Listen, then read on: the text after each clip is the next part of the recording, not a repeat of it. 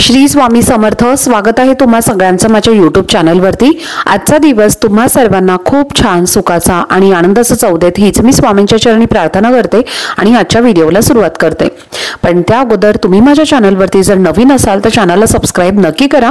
त्याचबरोबर कमेंटमध्ये श्री स्वामी समर्थ लिहायला अजिबात विसरू नका। मार्गशीर्ष महिन्यामध्ये घरोघरी महालक्ष्मीचं व्रत हे केलं जातं। तर हे व्रत कधीपासून करायचं आहे आणि किती गुरुवार आहेत आणि आपल्याला व्रत करायचं कसं आहे आणि याची पूजा मांडणी कशी करायची आहे, त्याचप्रमाणे या व्रताचे काही नियम आहेत तर ते कोणकोणते नियम आहेत, त्याचप्रमाणे याचं उद्यापन कसं करायचं आहे याबद्दलची संपूर्ण माहिती तुमच्यासोबत मी आजच्या व्हिडिओमध्ये शेअर करणार आहे। त्यामुळे व्हिडिओ हा स्किप न करता शेवटपर्यंत नक्की पहा, जेणेकरून तुमच्यापर्यंत योग्य ती माहिती पोहोचेल। तर पहा, 13 डिसेंबर पासून मार्गशीर्ष महिना हा चालू होणार आहे। या मार्गशीर्ष महिन्याच्या पहिल्या दिवशी अमावस्याची समाप्ती होणार आहे। तर ही अमावस्या मंगळवारी असणार आहे आणि या अमावस्येची समाप्ती बुधवारी म्हणजे मार्गशीर्षच्या पहिल्या दिवशी होणार आहे। आणि यानंतर पहिला जो गुरुवार आहे तो 14 डिसेंबरला येत आहे।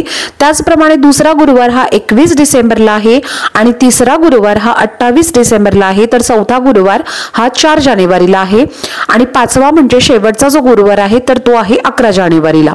तर असे एकूण 5 गुरुवारचे आहे तर या मार्गशीर्ष महिन्यामध्ये येणार आहेत। त्यानंतर या पूजेची आपल्याला मांडणी कशी करायची आहे तर आता ते तुम्हाला मी या जसं तुम्हाला आता स्क्रीनवरती दिसतच आहे की पूजेची मांडणी आपल्याला कशी करायची आहे, अगदी याच पद्धतीने आपल्याला करायची आहे। तर आता आपण ती सविस्तर जाणून घेऊयात। तर पहा, आपण ज्या ठिकाणी पूजा मांडणार आहोत तर ती जागा आपल्याला सर्वप्रथम स्वच्छ पुसून घ्यायची आहे। गोमूत्र टाकून ती जागा आपल्याला पवित्र बनवून घ्यायची आहे। त्यानंतर काय करायचं आहे तर ते पूजा मांडणी आपण ज्या जागेवरती करणार आहोत तर ती जागा आपल्याला स्वच्छ करून घेतल्यानंतर आपल्याला तिथे पाट किंवा चौरंगा मांडायचा आहे आणि त्या पाटावरती किंवा त्या चौरंगावरती तुम्हाला एक स्वस्तिक काढून घ्यायचं आहे। कुंकवाने काढले तरीही चालेल किंवा मग तुम्ही अगदी चौरंगाच्या खाली स्वस्तिक काढलं तरीही चालेल। तुम्ही रांगोळीने काढू शकता किंवा तुम्ही कुंकवाने सुद्धा काढू शकता। त्यानंतर स्वस्तिकामध्ये असणारे 4 बिंदू जे आहेत तर ते आपल्याला काढायचे आहेत आणि त्यानंतर आपल्याला ज्या साइडच्या लाईन्स आहेत म्हणजे ज्याला आपण कडा म्हणतो तर त्या सुद्धा आपल्याला स्वस्तिकाच्या बाजूला आवर्जून काढायच्या आहेत। कारण की या ज्या लाईन आहेत तर त्या स्वस्तिकाच्या मर्यादा असतात आणि त्यानंतर आपल्याला त्यावरती चौरंग हा ठेवायचा आहे। त्यानंतर या चौरंगावरती आपल्याला एक जे वस्त्र आहे तर ते नवीन वस्त्र आपल्याला हंतरायचं आहे। वस्त्र कोणत्याही कलरचं असलं तरीही चालेल, फक्त आपल्याला पांढरा कलर किंवा काळा कलर जो आहे तर याचं वस्त्र आपल्याला घ्यायचं नाहीये। बाकी तुम्ही इतर कोणत्याही कलरचं घेतलं तरीही चालेल। यानंतर तुम्हाला गहू किंवा तांदूळ घ्यायचे आहेत। धान्य तुम्हाला या पाटावरती मधोमध गोलाकार म्हणजेच वर्तुळ आकारामध्ये राऊंड शेपमध्ये तुम्हाला ते पसरवून घ्यायचे आहेत। व्यवस्थित पसरवून घेतल्यानंतर आपल्याला त्यावरती कलश ठेवायचा आहे। कलश ठेवत असताना आपल्याला काय करायचं आहे तर त्याच्यावरती आपल्याला एक तुम्ही ताम्हण घ्या। त्या ताम्हणावरती सुद्धा तुम्ही हे गहू किंवा तांदूळ पसरवले तरीही चालतील किंवा डायरेक्टली तुम्ही जरी त्या चौरंगावरती म्हणजे त्या वस्त्रावरती पसरवलं तरीही चालेल। तुम्हाला जे शक्य आहे किंवा तुम्हाला जे जमणार आहे त्या पद्धतीने तुम्हाला ते करायचं आहे।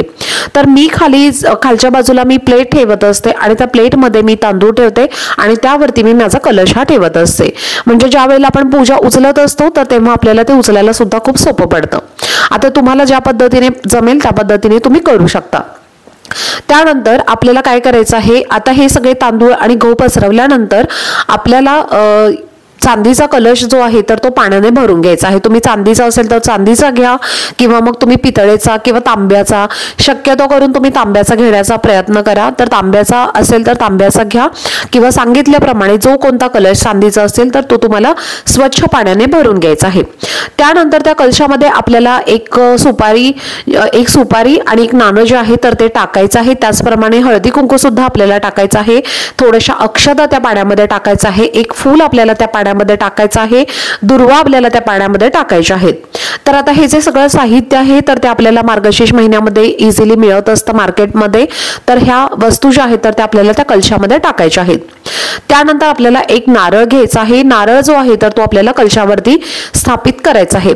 त्याचप्रमाणे तुम्ही कलशावरती विड्याचे पानं सुद्धा ठेवू शकता किंवा आंब्याची 5 पानं ठेवू शकता किंवा जी पत्री मार्गशीर्ष महिन्यामध्ये मिळत असते तर ती पत्री सुद्धा तुम्ही ठेवू शकता। आता आमच्याकडे पत्री ठेवण्याची पद्धत आहे तर मी 5 वेगवेगळ्या झाडांची जी पत्री असते तर ती आमच्याकडे मिळते आणि ती पत्री मी माझ्या या कलशामध्ये ठेवलेली आहे। तुमच्याकडे जी काही पद्धत आहे त्याप्रमाणे तुम्हाला ते ठेवायचं आहे।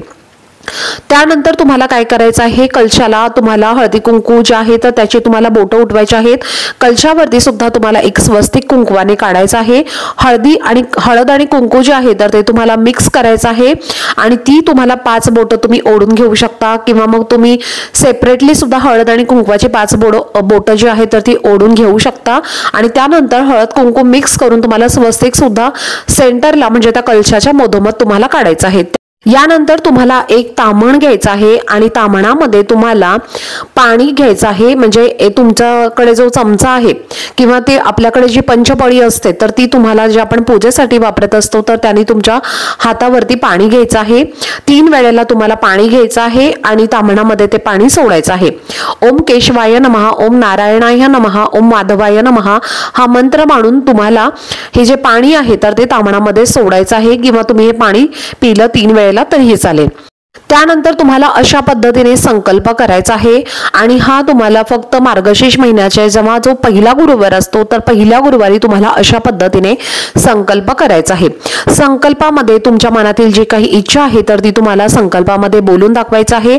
आपलं स्वतःचं नाव घ्यायचं आहे, गोत्राचं नाव घ्यायचं आहे. त्यानंतर तुम्हाला तुमची इच्छा व्यक्त करायची आहे.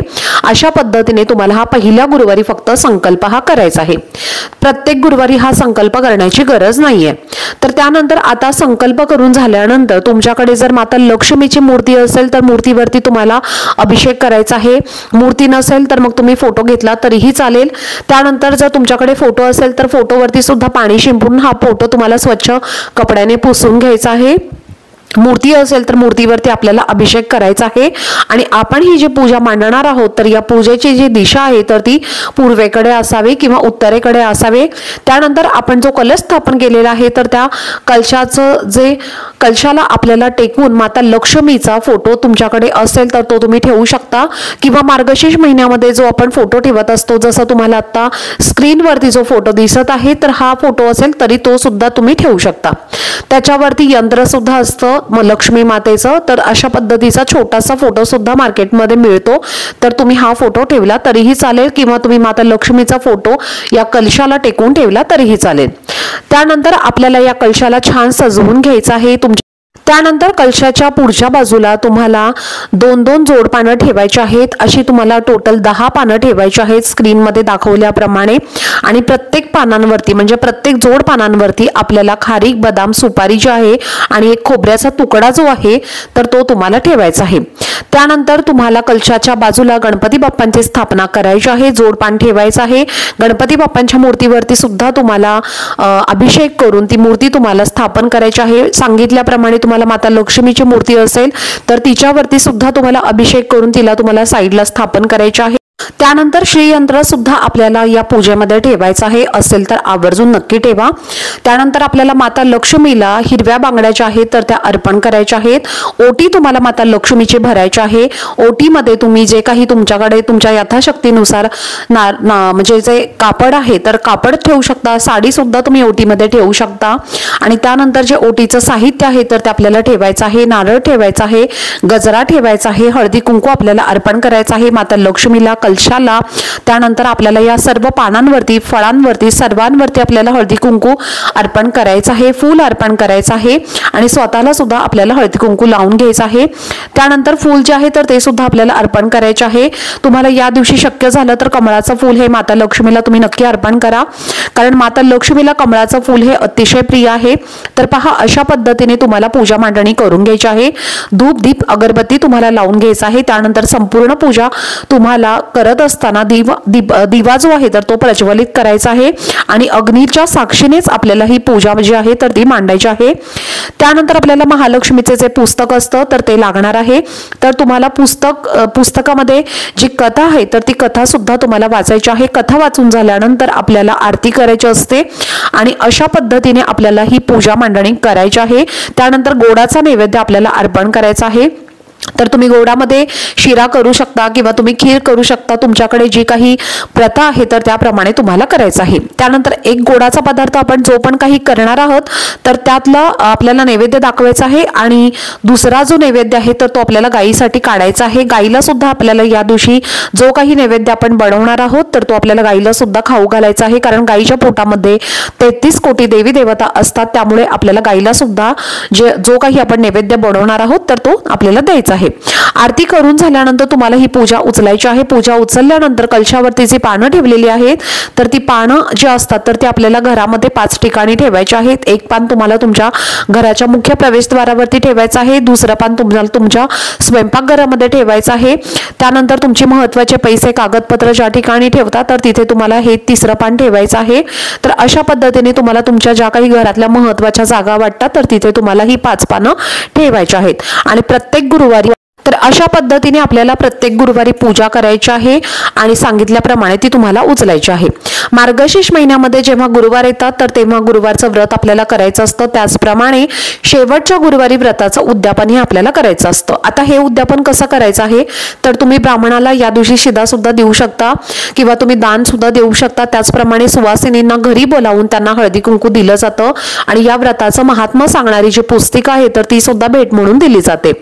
तुम्हाला जे काही शक्य आहे तर त्या तुमच्या यथाशक्तीनुसार तुम्हाला करायचं आहे आणि दरवर्षी न चुकता जर आपण हे व्रत केलं तर आपल्या घरामध्ये सुख समृद्धी शांती आनंद आणि ऐश्वर्य नांदत असतं आणि घरावरती आपल्या माता लक्ष्मीचा वरदहस्त कायम राहत असतो आणि आपल्या कुटुंबामध्ये धनधान्य समृद्धी जी आहे तर ती कायम टिकून राहते आणि चांगलं आरोग्य सुद्धा आपल्या घरामधल्या सर्व सदस्यांना लाभत असतं। त्याचप्रमाणे काही व्रताचे या नियम सुद्धा आहेत तर ते सुद्धा आपल्याला लक्षात ठेवायचे आहेत आणि या नियमांचं पालन करून हे आपल्याला व्रत करायचं आहे।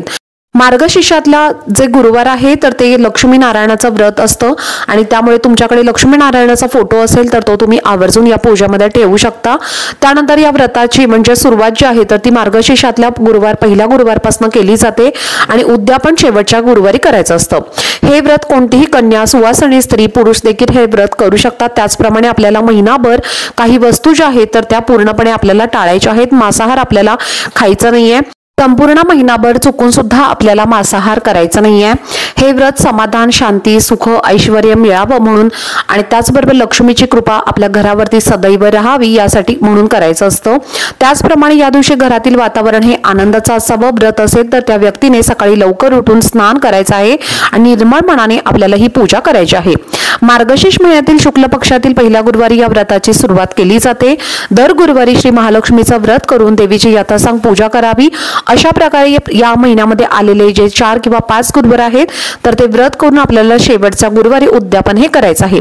जर आपली श्रद्धा असेल तर आपली एक महिन्यामध्ये म्हणजे प्रत्येक महिन्यामध्ये सुद्धा हे व्रत वर्षभर अशा पद्धतीने जे दर गुरुवार असतात तर ते तुम्ही चालू ठेवू शकता आणि उद्यापनाच्या दिवशी तुम्हाला सांगितल्याप्रमाणे पूजा आरती कहाणी वाचून झाल्यानंतर 7 सुवासिनी किंवा 7 कुमारिकांना तुम्हाला श्री महालक्ष्मीचं स्वरूप समजून त्यांना हळदी कुंकू देऊन प्रसाद म्हणून एक तुम्हाला व्रतकथेची जी प्रत आहे तर ती तुम्हाला द्यायची आहे। आणि सगळ्यात महत्त्वाची गोष्ट म्हणजे आपल्याला व्रताच्या दिवशी उपवास करायचा आहे। उपवास करताना आपल्याला केळी दूध फळे असं खायचं आहे आणि रात्री आपल्याला उपवास हा सोडायचा आहे। म्हणजे रात्री आपण भोजन केले तरीही चालेल आणि आपण ते भोजन जे आहे तर ते ग्रहण करू शकतो। तर अशा पद्धतीने तुम्हाला हे व्रत करत असताना ज्या काही नियमांचं पालन करायला सांगितलेलं आहे तर ते तुम्हाला करायचं आहे। जर तुमची काही व्रत चालू असताना अडचण आली असेल मासिक धर्म असेल तर अशा वेळेला तुम्हाला पूजा मांडणी दुसऱ्या व्यक्तीकडून करून घ्यायची आहे आणि व्रत जे आहे तर आपल्याला ते स्वतः करायचं आहे, म्हणजे आपल्याला गुरुवारच्या या मध्ये खंड पडणार नाही। अशा पद्धतीने काही नियम जे आहेत तर ते तुम्हाला लक्षात ठेवायचे आहेत आणि या गुरुवारचं व्रत जे आहे तर ते आपल्याला करायचं आहे। तर चला झालेली सेवा ही मी स्वामी महाराजांच्या चरणी अर्पण करते। आजचा व्हिडिओ जर तुम्हाला आवडला असेल तर व्हिडिओला जास्तीत जास्त लाईक शेअर आणि चॅनलला सबस्क्राईब नक्की करा। भेटूयात पुढच्या व्हिडिओमध्ये, तोपर्यंत सर्वांना श्री स्वामी समर्थ।